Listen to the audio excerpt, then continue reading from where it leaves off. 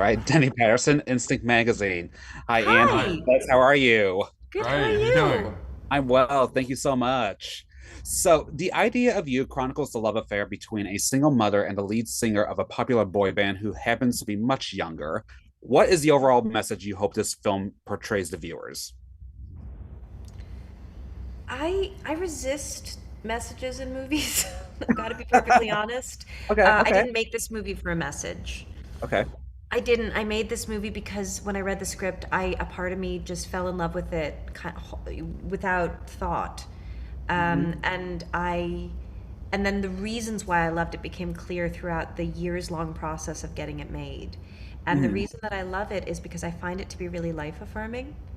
I feel like, you know, I don't know why we make romantic movies about one stage of life, but not all of them. Yeah. And I don't know how else to describe it. I believed in Hayes and Solen's love in a way that didn't feel like a movie. Like they felt like people to me. And Okay. that's so rare to find. And so the idea of being able to explore love in an artistic way Hmm. while also like involving pop music and fashion and and comedy and international travel, and it just all seemed really, I don't know how to describe it except it just seemed really delicious. Yeah, definitely. And Nicholas, what are your thoughts? I agree. I think that the message is something that is kind of it becomes almost after. I think the script, it was clear that, as Annie said, I mean, there's such joyous elements to this movie and there's such fun elements to this movie, but I don't think you can necessarily force a message because, art is so subjective, and there'll be people who take very, very different things from this movie, and I think that's the joy of the movie that we've made. One For thing I sure. will say is, when we started, because obviously you make the movie, you love it, all these things. When we Hmm. started screening the movie for audiences, we noticed this thing was happening, which is the credits would roll and people like had a great time, but women over 35 started sobbing. Like I was at a screening where somebody like had to leave because she couldn't talk, Really? and Okay. we were trying to figure, and so we've been trying to figure out what's going on.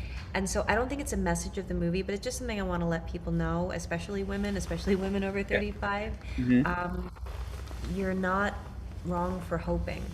Yes, for sure. Great And would that things can still happen. Yeah, and would that same message be for like queer audiences as well? Yeah, it's a message for everybody. Like, I was describing this movie to one of my friends. She's a mom, I'm a mom, and I was Mhm. telling her about it, while we're playing football with our sons. And while I'm describing it to her, her face just lights up. She goes, "Oh my gosh, it's my Top Gun Maverick." And I'm just like, yeah. And the thing about it is, like, there is like just movies like Top Gun Maverick, for example, have an audience that people want to show up. They just have a born, like, a passion for it. I love Mhm. planes. I love Tom Cruise. I love action. I love this. I love that. But like then someone like, but then other people who are like, but I also love really well-made movies, Yeah. you know? And so a movie should be able to do that. It should make room for everybody. And it's okay if like the most close to it people who are going to relate to this are people who are not often find themselves at the center of stories. Mm, It doesn't mean that it's not for everybody. for sure. Nothing gets lost, you I know? think yes, definitely love it. And Nicholas, thank you so much for your time. It was a pleasure. Thank you Thank you so so much. much. Have a Thank good one. you.